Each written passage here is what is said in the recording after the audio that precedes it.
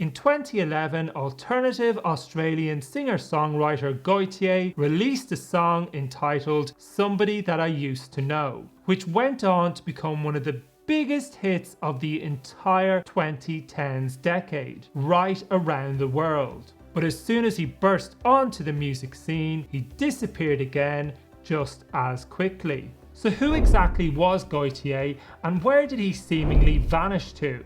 Why didn't he try to capitalise on his newfound fame and success back in 2012? Is it really true he turned down millions for his music, and can we ever expect another album from him in the future? So many questions, let's find out.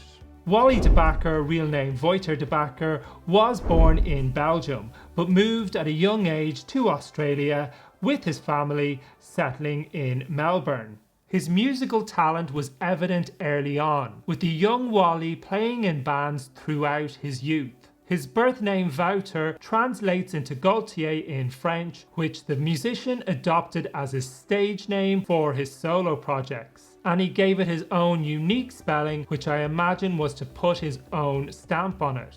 By the time he broke through internationally in 2012 with Somebody I Used to Know, Gotye had already become a well-established, independent artist in his home country of Australia. He joined the rock trio The Basics in 2002, who he still records with to this day. And he released his debut solo album Boredface in 2003 and the follow-up Like Drawing Blood in 2006, both of which had achieved considerable critical success in his home country.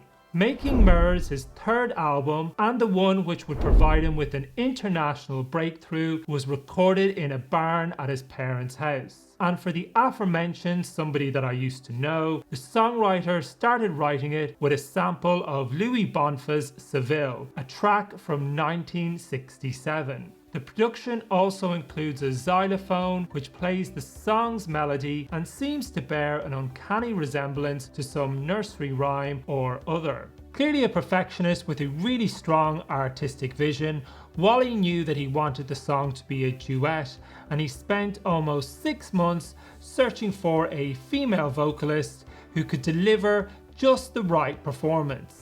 The songwriter had gone through a number of female artists when he met Kimbra, a singer-songwriter from New Zealand. Speaking in 2012 to Gigwise, Goyte had this to say about why the song's success completely surpassed all his expectations.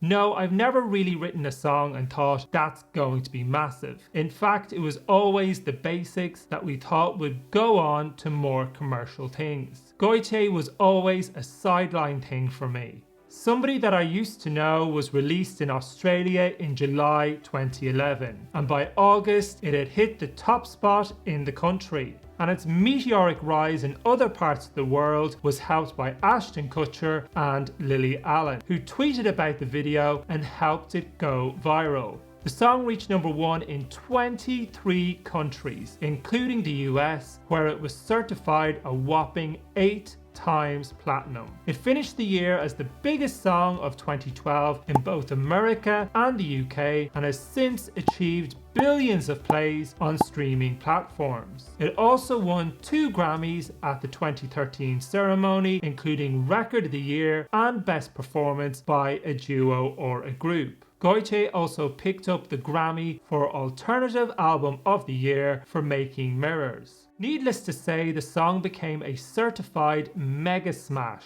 and one of the tunes which helped define the entire 2010s decade. With album sales declining over the last 2 decades, revenue from YouTube streaming is now an important source of income for a lot of music artists. And the revenue from those pesky ads you see at the beginning of videos is where YouTube gets the money to pay artists and creators. But Wally is a man of strong principles, and he firmly believes there is too much advertising in the world, so he opted out of them being used, on his music videos. At the time of recording, Somebody That I Used to Know has reached 2 billion views on YouTube, meaning the Australian singer-songwriter has lost out on a whole lot of cash off the back of his no ads decision. In an interview with News Corp Australia, Goyte had this to say about why he doesn't allow them on his YouTube channel. Ads are calling for our attention anywhere we turn in the world. If you can do something you care about and that other people care about and keep it out of that world that feels it's all about, hey, buy this stuff, then that's a good thing. In the interview, he also said he's willing to allow his music to be used in student movies and some creative projects like TV or film. It's hard to calculate the exact figure he missed out on by opting out of YouTube advertising. As I'm sure you already know, there are a number of factors determining how much YouTubers earn from their videos, including the ad rates, where the viewers are based, and the time of year, etc. And YouTube also has partner programs for its creators who they make different deals with. In 2014, when Korean pop star Psy hit 2 billion views on YouTube, Forbes magazine estimated that he had earned around $2 million from the video. So it would appear that Goyte had lost out on at least 2 million, but the figure could be considerably higher. In fact, some reports have speculated it could be as much as 10 million. And according to Complex, because Somebody That I Used to Know uses a sample from a Louis Bonfa song who passed away in 2001, Goyte pays his estate 45% of his royalties from the worldwide smash. And if you thought that Wally kicked back after all this activity to bask in the glow of his newfound international success, you would be very much mistaken.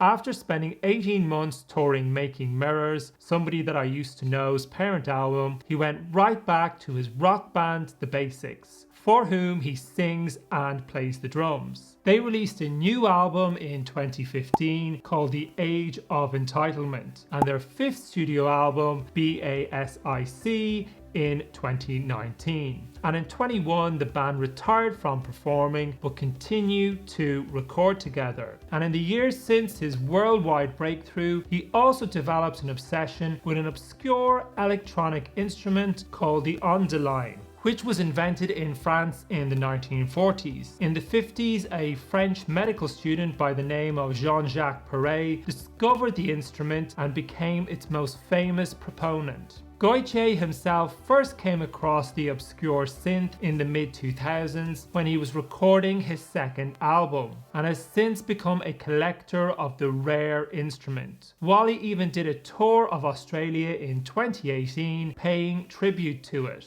And in an interview with Double J from 2018, the Australian singer-songwriter said that he had recorded a tribute song for Jean-Jacques, which would go on his next Gotye album. So that's the closest we've come to an actual confirmation. There will be another solo album, but when exactly it will be released, well, only the man himself knows, as he's remained characteristically tight-lipped on the matter. In the interview, he also spoke about his artistic process and why it takes him so long to complete a record.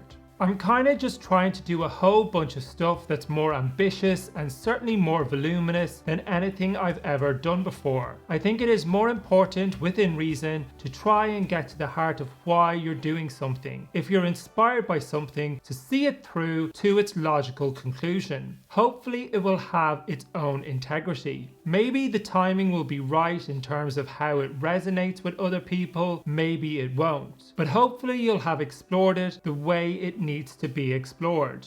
And in 2014, Wally even launched his own independent record label, Spirit Level, to discover and develop new talent. Dismissing Gotye as a one-hit wonder of the 2010s is pretty unfair. Whilst technically it might be true, Gotye never subscribed to the traditional commercial pop star and major record label model in the first place. He never set out to sell millions of records or to gain worldwide fame. Wally is an artist in the truest sense of the word, and he's motivated by, it seems, his natural curiosity for music and creativity. A deeply cerebral character who is determined to make interesting, brave records and live and work on his own terms. Gotye is an unlikely pop star who quite simply is not willing to play the pop star game. And if you thought that Wally kicked back, and if you thought that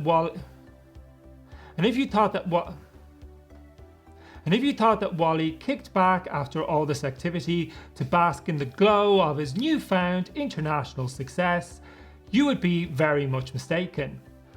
Oh God. Duffy was one of the biggest pop stars of the 2000s, but after her second album, she disappeared from the music industry seemingly without a trace. If you'd like to learn more about what happened to her, click on this video here. And if you got value from this video, don't forget to subscribe. Thanks for watching.